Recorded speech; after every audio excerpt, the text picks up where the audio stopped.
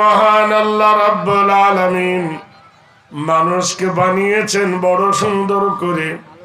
কোরআনে কারিমায় আল্লাহ পাক ঘোষণা করেন, কথা বলার ক্ষমতা যিনি দিয়েছেন, যিনি রহমান, আল্লামাল কোরআন, কোরআনের জ্ঞান দান করেছেন।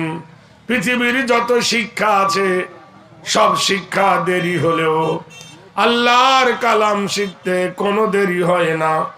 আল্লাহ পাক রব্বুল আলামিন তার যে এত বড় দয়া।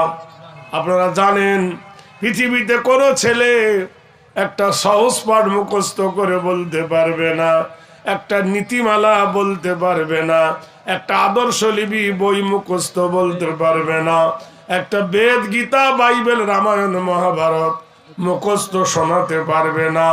কিন্তু একটা ছেলে হাফেজে কোরআন